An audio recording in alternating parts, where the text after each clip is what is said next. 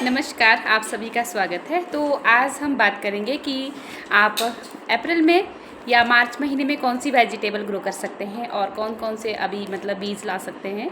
थोड़ा सा लेट हो गया है ग्रो करने के लिए। अभी हम मार्च में ग्रो करना चाह रहे थे लेकिन नहीं ग्रो पाए, लेकिन अभी भी लेट इतना ज़्यादा नहीं हुआ है। आप अप्रैल में अभी स्टार्टिंग में ग्रो कर सकते हैं। आज है हमारी 7 अप्रैल, तो आप अभी भी ये चीज़ें ग्रो कर सकते हैं। मैं बताती हूँ कि आज मैं कौन कौन से प्लांट्स की सीड्स की शॉपिंग की है, जिसमें फ्लावरिंग है और वेजिटेबल सीड्स है। ठीक है, मैं आपको फर्स्ट नंबर दिखाती हूँ। फर्स्ट नंबर है हमारा भिंडी का, और इसके प्राइस भी मैं आपको साथ साथ में बताऊँगी कि ये कितने का पड़ा है। ये पड़ा है 65 रुपीज़ का। ये वाला मुझे 65 रुपीज़ का भिंडी का पैकेट, और अच्छी क्वालिटी का है ये।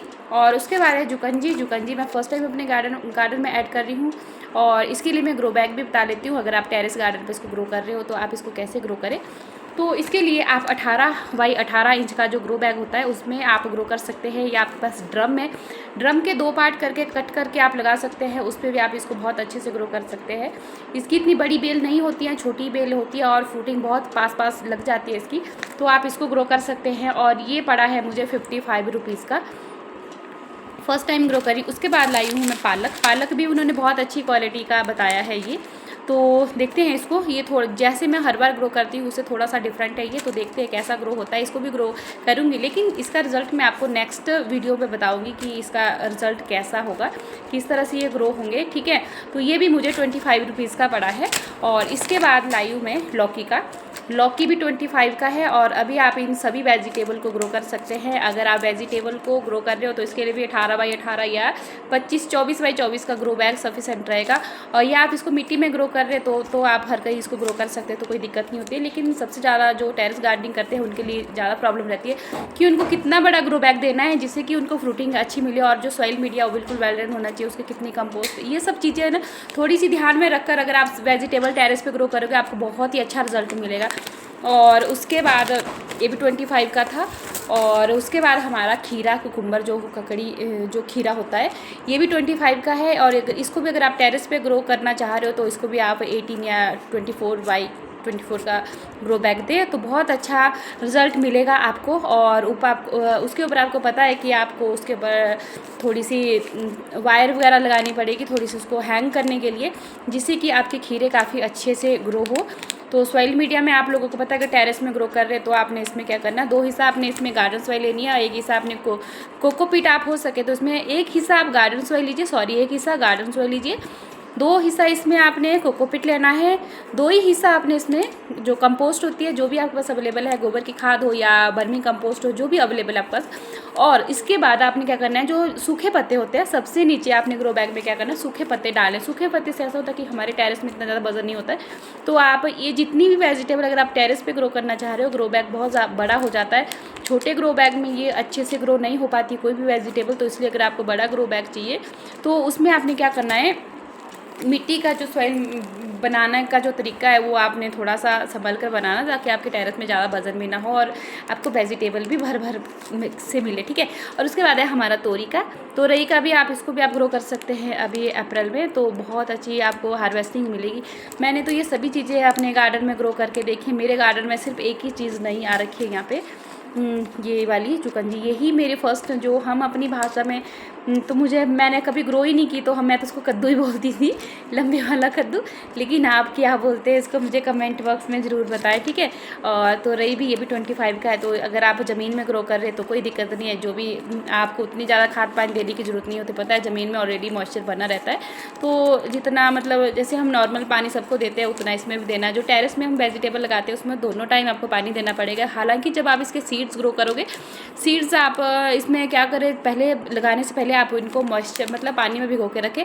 नेक्स्ट डे आप इनको अच्छे से मतलब फिर आप इसको मिट्टी में टिप करके लगाएं जितने आपको ग्रो करने हैं। अगर आप एक ही ग्रो बैग में ग्रो करना चाह रहे हो, नेक्स्ट फिर आप इनको शिफ्ट करना चाह रहे हो तो वैसा भी ठीक है, थोड़ा थोड़ा करके छोटे छोटे उसमें आप ग्रो कर सकते हैं। ठीक है, और उसके बाद है हमारा फ्लावर वाला कॉस्कोम वाला, ये मेरे गार्डन में फर्स्ट टाइम ऐड हो रहा है, बहुत ही खूबसूरत है। इसमें 3 कलर आपको दिख रहे हैं, बहुत ही खूबसूरत है ये, तो ये भी आप अभी ग्रो कर सकते हैं। तो इसका मैं आपको सीज़न भी बताती हूँ कि ये आप अगर आप प्लेन्स एरिया में रहते हो तो यानी कि प्लेन्स वाले एरिया फरवरी टू जुलाई तक रहता है। यानी कि जैसे आप दिल्ली पंजाब निचले एरिया में रहते हैं, अगर आप अपर हिल्स एरिया जैसे पहाड़ी हिमाचल उत्तराखंड कुछ इस तरह से एरिया होते हैं, उसमें आप इसको मार्च टू जून तक जून तक मतलब ग्रो कर सकते हैं, बहुत अच्छे से ग्रो हो जाएंगे। और ठीक है, इसमें तो उन्होंने बताया, इसमें उन्होंने रेड और येलो, लेकिन इसमें कलर तो उन्होंने 3 बताया हुआ है जी, लेकिन जो लिखा हुआ है इसमें रेड और येलो ही है।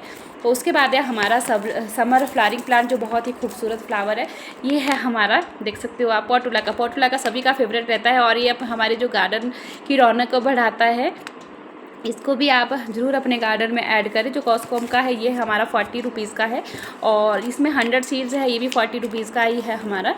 तो आप इसको भी नर्सरी से ला सकते हैं। फ्लेक्स है इसके बाद ये वाला, तो ये भी बहुत ही खूबसूरत है। ये थोड़ा सा महंगा पड़ा है, इसमें 50 सीड है, ये भी 50 सीड है, 40 रुपीज़ का है, इतना ज़्यादा नहीं है। तो ये वाला जो मेरे गार्डन में फ़र्स्ट टाइम ऐड हो रहा है, और एक वेजिटेबल फर्स्ट टाइम और एक कॉस्कॉम, ये मेरे 2 गार्डन में फर्स्ट टाइम ऐड हो रहे हैं। तो ग्रो करके देखेंगे इसका रिजल्ट। और आप जल्दी जिन्होंने अभी तक समर जो फ्लावर या वेजिटेबल ग्रो नहीं किए, जल्दी ग्रो कीजिए और अपने गार्डन की खूब सारी रौनक लाइए और आपका गार्डन बहुत ही रंगीन बने, बहुत ही खूबसूरत बने। और इसके बाद इन सबको अच्छा ग्रो करने के लिए, मेंटेन करने के लिए ले रखा है हमने कोको का एक, ये ले रखी है खाद हमने, ऑर्गेनिक खाद है ये।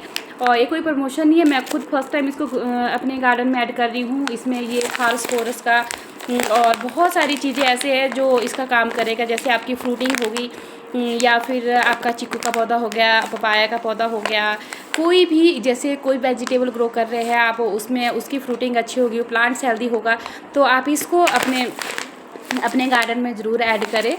तो ये पड़ा है मुझे, इसमें प्राइस तो 295 रुपीज़ है, लेकिन मुझे 180 रुपीज़ का पड़ा है। 1 kg का पैकेट है ये।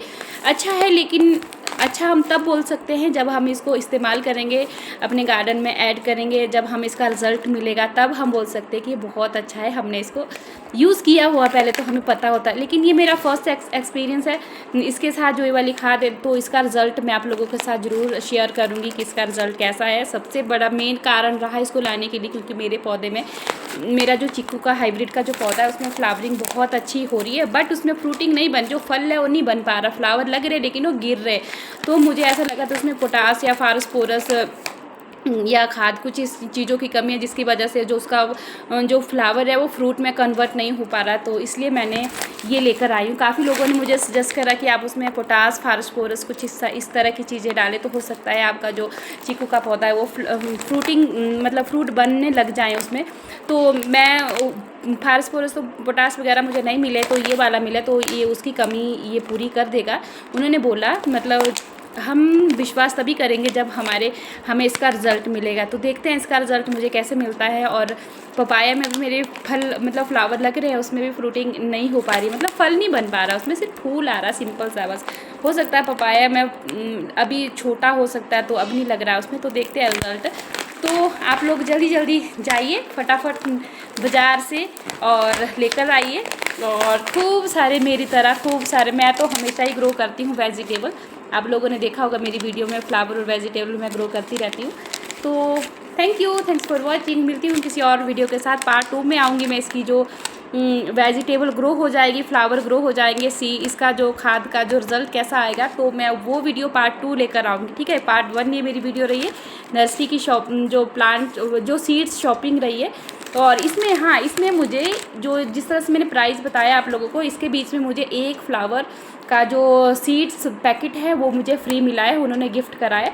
अब कोई भी हो सकता है, 40 रुपीज़ का हो सकता है वेजिटेबल में। ऐसे तो उन्होंने मुझे बोला कि आपको एक फ्लावर मेरी तरफ से फ्री है, क्योंकि मैं वहीं से लेकर आती हूँ। जब तक लेडीज़ बार्गेनिंग नहीं करेगी तो उनकी शॉपिंग कंप्लीट नहीं होती है, आप सभी को पता है। Thanks for watching. वीडियो बहुत लंबी होगी, यहीं एंड कर देती हूँ। Bye bye.